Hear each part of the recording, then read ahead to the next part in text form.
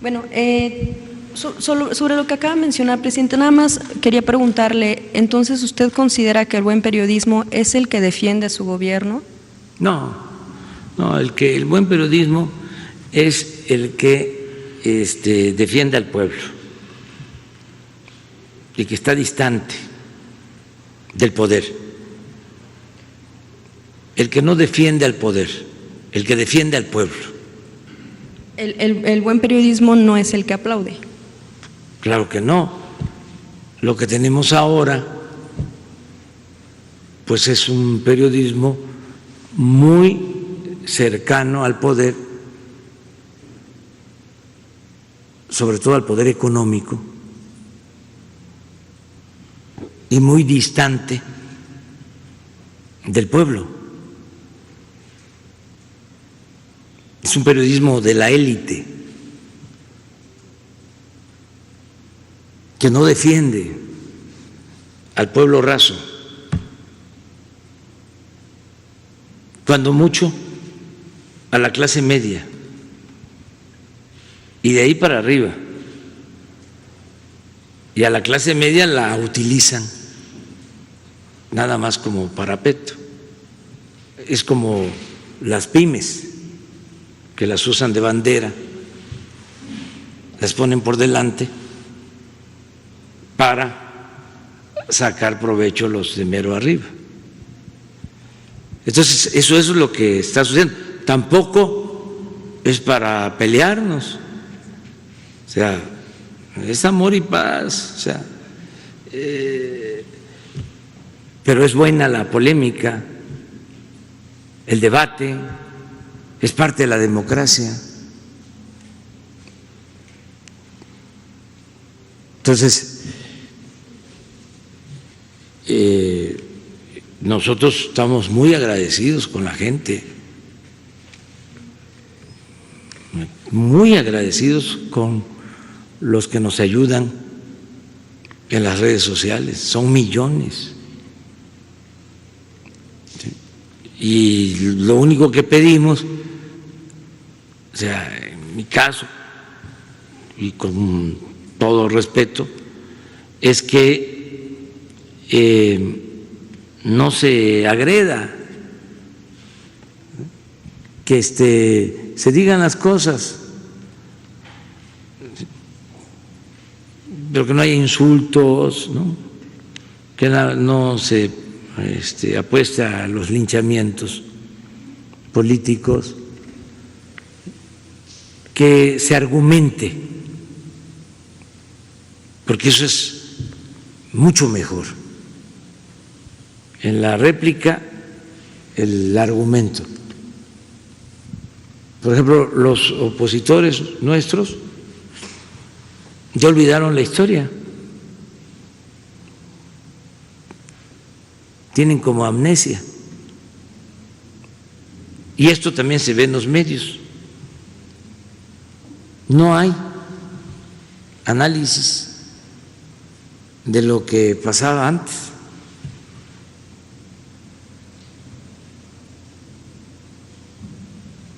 No, se habla, antier comentaba yo, de lo de la detención de Genaro García Luna. Apenas vi un artículo de Dolia Esteves de ayer,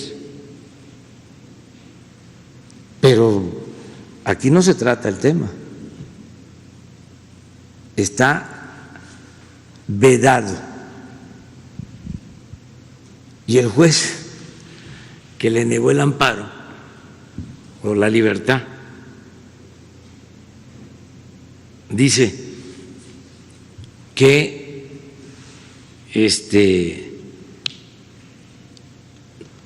no se le otorga el derecho de libertad bajo fianza porque puede escapar a México, donde tiene un grupo que lo protege. Ese es el argumento por el que no le dieron la libertad.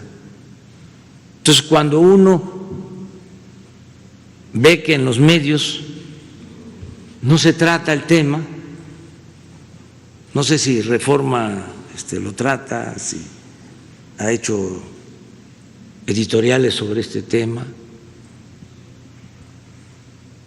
o los escritores del Reforma han tratado este asunto. Cuando uno ve que el tema no se trata y es un asunto de fondo, pues estamos hablando del secretario de Seguridad Pública en un sexenio, acusado de proteger a una banda y de recibir sobornos.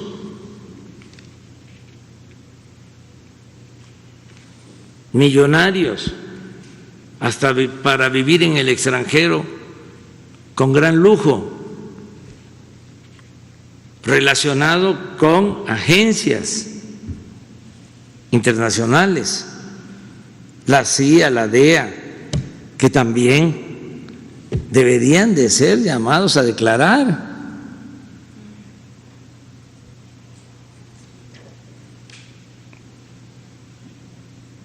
Todos ellos. Acuérdense de esos operativos que se permitían para introducir armas a México, acuerdos entre gobiernos, pues fue en ese mismo tiempo. Luego se demuestra que con esas armas cometieron homicidios en el país. ¿Y dónde quedó la investigación?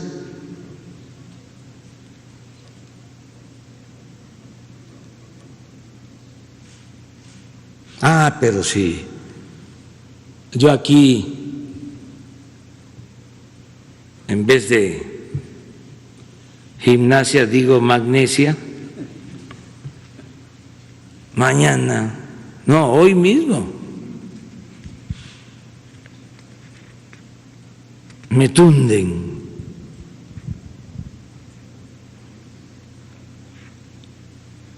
No me estoy quejando, es nada más tratando de analizar lo que está sucediendo.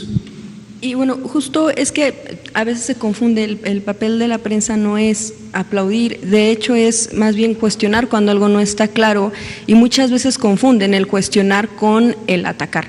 Entonces, bueno, nada más esa precisión. El tema de Genaro García Luna, bueno, pues sí ha sido tocado a nivel nacional, es un asunto de interés, y precisamente lo que mencionaba en el tema de seguridad, México todavía, como usted ya lo había reconocido anteriormente, pues está registrando días históricamente con mayor número de homicidios dolosos. ¿Cómo han tratado el tema y qué estrategia están, sabemos que por supuesto es prioritario el tema del COVID-19, pero qué estrategia van a aplicar en el país pues para combatir esta situación? Pues estamos trabajando todos los días. Ese es un problema muy grave, heredado de la época de la corrupción, desde la época de García Luna y de todos los posteriores. Y es un asunto, en efecto, muy lamentable, grave. Pierden la vida muchos mexicanos diariamente. Estamos atendiendo eso todos los días, haciendo todo nuestro mejor esfuerzo, evitando la corrupción, que no haya esas protecciones que se daban antes, que se atiendan las causas que llevaron a muchos jóvenes a tomar ese camino de las conductas antisociales. Estamos pues desplegando toda la estrategia para tener presencia con la Guardia Nacional en todo el país. Hoy precisamente hicimos una evaluación de cómo va la Guardia Nacional. Ya vamos a tener este año 200 centros o coordinaciones de la Guardia Nacional en el país, de las 266 que programamos. A finales de este año ya tenemos 160. Empezamos con 150 este año, ya se crearon 10 más, 160, y se van a tener 40 más, vamos a tener 200. Se está incrementando el número de elementos de la Guardia Nacional. Aquí, en este acuerdo, se establece que continúa el programa de Guardia Nacional, no tiene ninguna limitación presupuestal, al contrario, van a tener como 3,000 millones de pesos adicionales este año. Entonces, estamos atendiendo eso, que en efecto es un asunto muy grave, nos duele mucho, porque aún en este tiempo de la pandemia no cesa la violencia. Nada más que pues estamos atendiendo lo de la pandemia y también lo de la seguridad y todo. Pero pues esto se descompuso, yo lo he escrito y lo he dicho, desde el fraude, desde el 2000, del 2006. Ahí se agravó la situación, porque el haya sido como haya sido,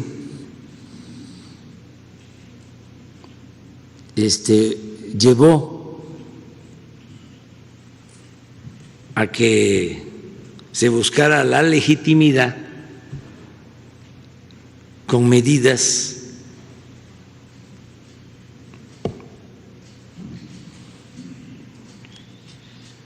antipopulares. Ahí fue donde se le pegó un garrotazo a lo tonto, al avispero. No se atendieron las causas y se pensó que se podía enfrentar la violencia con la violencia, y no se puede. Como no se puede enfrentar el mal con el mal. El mal hay que enfrentarlo haciendo el bien.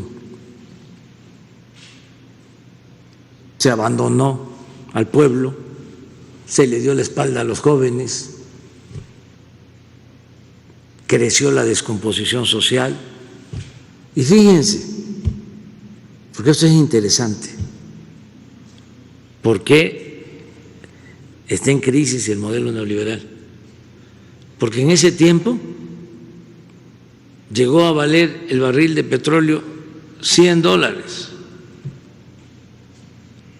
y fue en el sexenio, en toda la historia, que se ha recibido más dinero por venta de petróleo al extranjero. Y sin embargo, es cuando hubo más violencia. Otro caso, otro ejemplo del por qué hay que replantearnos las cosas sin que nadie se ofenda.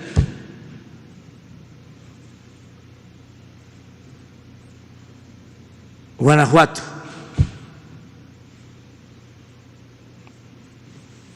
Crecimiento económico,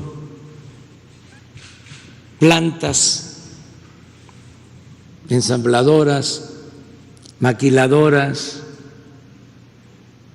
industria automotriz, industria de autopartes, crecimiento económico promedio en los últimos años del 5, del 6%. Anual. 10, el estado con más violencia.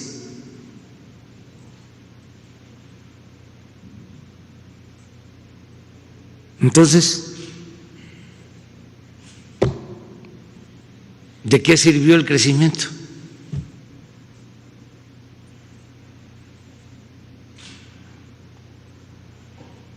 Lo lógico sería que si hay crecimiento y hay generación de empleo y hay buenos salarios, pues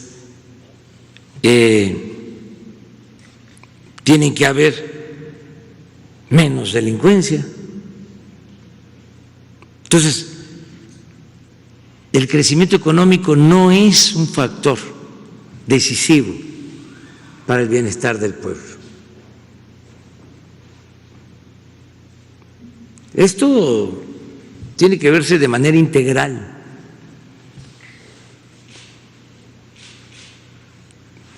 Eficiencia, honestidad, que es más que la honradez, como la cultura es más que la educación. Austeridad, que no es un asunto administrativo, sino de principios. Si un funcionario ve hasta normal ir a jugar golf en un helicóptero, pues imagínense.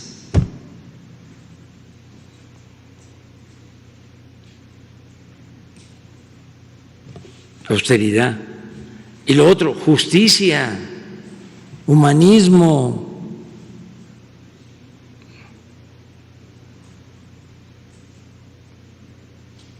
El derecho a la educación, el no concebir, como lo pensaban, que la educación era un privilegio